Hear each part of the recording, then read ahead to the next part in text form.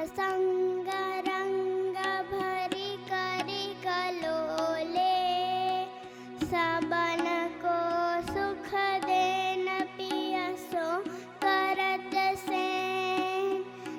चित्त में तब परत झैन जब ही बोले, अति ही विख्यात सब बात इनके हाथ, नाम लेत कोई कृपा करी अतोले,